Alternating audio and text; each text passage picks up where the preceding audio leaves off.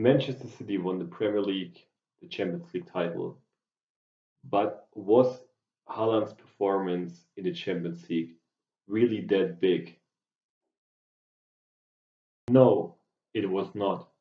One could even say Manchester City won the Champions League despite Haaland's bad performance. Let's first look at the Premier League. It is such a normal thing for Manchester City to win the Premier League. In the last couple of years, they only once were second. And did they score more goals with Haaland? It looks like not. Actually, they had two times when they scored more than 100 goals. And with Haaland, they scored 94 goals. Actually, just in one season, they managed to score less goals. So with Haaland, they didn't actually improve in the Premier League. So now let's look at Manchester City's Champions League performances in the last couple of years. We see they always managed to get to the stage of the quarterfinals.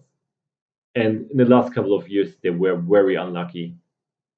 Last year against Real Madrid, only a performance of Benzema, a superb performance, could kick them out. Against Chelsea, they reached the final. They were so close. And we can see Manchester City is a team who needed someone for the big stages in half final and final. But how good was Haaland in these crucial games of semi-final and final against Inter Milano? So let's look at Haaland's performance in the crucial games of the Champions League, like the semi-final and the final. First, Manchester City played in Madrid. They got a draw 1-1, and here we see all the ratings of Manchester City players. And we see Haaland was the worst. Ashley Quinn say he was the only player with a really bad performance. So not that good.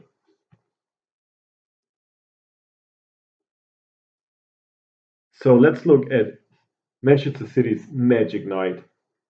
Champions League's second leg of the semi-final. They won 4-0 against Real Madrid. We see the player ratings, and Haaland was again the worst. There were Bernardo Silva and De Bruyne who had like the best marks. Walker and Grealish also amazing results. And all the others they were like 2.0, which is like really really good performance. But Haaland's 3.5 means that he was just not good. He didn't support the team. He had obviously by far the worst rating. And another point is he was substituted very late for Julian Alvarez. Alvarez came in and just scored in a couple of minutes. So maybe he would have been the better option from the beginning.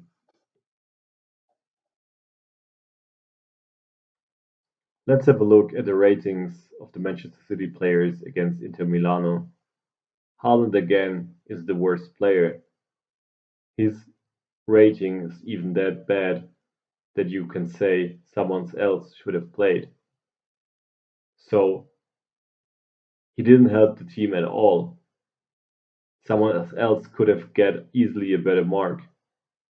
So 4.5 is that bad that you really can say someone else should have played.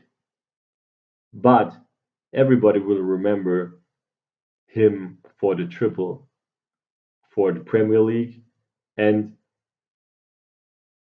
only the fact that he won the Champions League. He did great things, of course. 5 goals against Leipzig is an amazing result. And he didn't help Manchester City at all in the three big games in the half final and final. So that is why he does not deserve the Ballon d'Or. Let's have a look at the Argentinian player ratings at the World Cup, and we will see how Messi is in comparison to his teammates. We remember Haaland was the worst player on the pitch in the last three games of the Champions League, in the Champions League semi-finals against Real Madrid and the Champions League final against Inter Milano. He was the worst player on the pitch for Manchester City. But how good was Messi in comparison to his teammates in the crucial games like the knockout stages of the World Cup? Here are the Argentinian players rated against Australia in the World Cup. And obviously, Messi is the only good player. All the others are just average or just okay. But Messi scored a fine goal and was active and is the only superb player in this match for Argentina. Now we see the player ratings of the Argentinian players against the Netherlands in the quarterfinals. And Messi scored a goal, did an assist, and was the only player with a perfect rating. Of course, Emilio Martinez was crucial and he has a good rating. Molina scored and had a good rating. Otamendi, Di Paul, they all have good ratings. Acuna also a good rating. But there were also bad ratings like Sandro Martinez, McAllister, Alvarez. It's just like poor or average ratings. So Messi was the outstanding player in just good to okay Argentinian squad.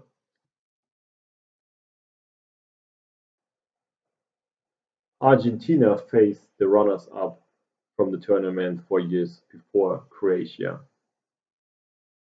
And we see Messi has the best rating. Also, Alvarez has a good rating. But there we need to remember his dribbling against Guardiola, who's one of the best defenders.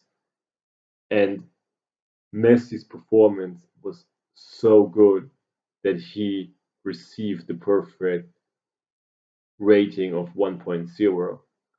Other Argentinian players had good ratings, but even so, Messi's rating is just outstanding. So he was the best Argentinian player on the pitch, and he helped his side to win the semi-final a lot.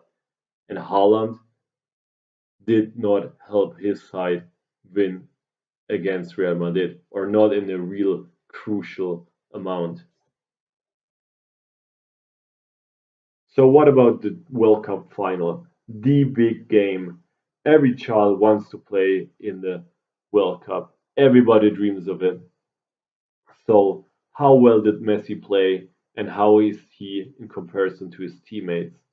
Obviously, Emilio Martinez and Di Maria were crucial in the final, but Messi was the outstanding player. He scored two goals and he was highly involved in the third goal of Argentina.